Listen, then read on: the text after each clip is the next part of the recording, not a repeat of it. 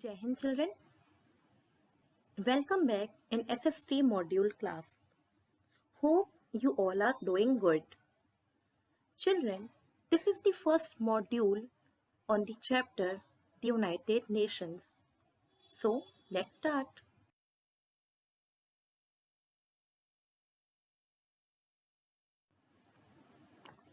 So we will start with World Wars.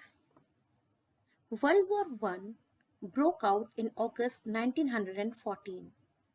It was a terrible war in which several nations of the world were involved.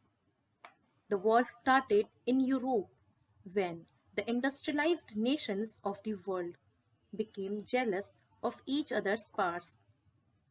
Each country wanted its own empire to grow.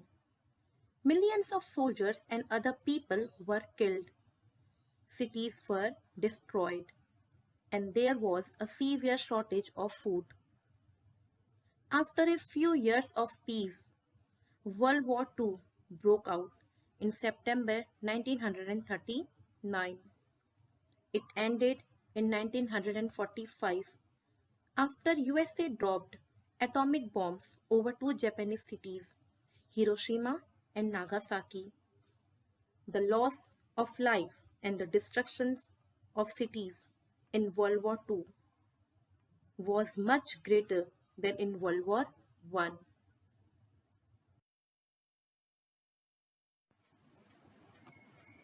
The formation of the United Nations. After World War II, the nations of the world came together to find ways of preventing wars in future.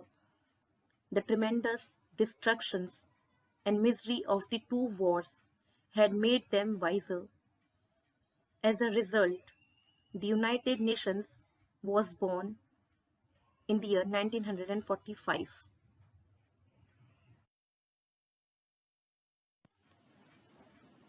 A set of rules called the Charter of the United Nations was made at a conference in San Francisco, USA. It was signed by 50 member countries on 24th October 1945, and India was one of those countries.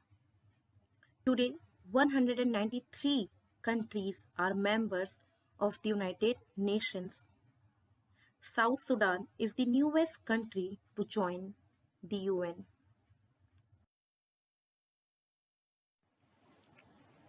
Children, as I already told you, that United Nations was formed on 24th October 1945 to stop wars in future. Now we will discuss about its aims. The main aim of the United Nations is to prevent war. Disputes are discussed at the meetings and efforts are made to find peaceful solutions.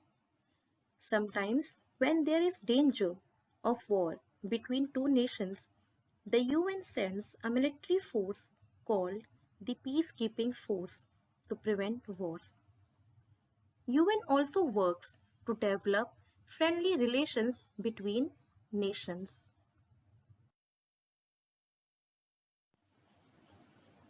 The next aim of the United Nations is to encourage respect for human rights and the freedom of all the people. All member nations of the United Nations are expected to ensure that human rights are upheld in their country. Next, to achieve international cooperation in solving economic and social problems. It believes that the world can have lasting peace only when all the nations of the world achieve progress and development. Therefore, it expects the richer nations to help the poorer countries improve their living conditions. It also helps to promote education in these countries. Next, to help fight diseases and preserve the environment.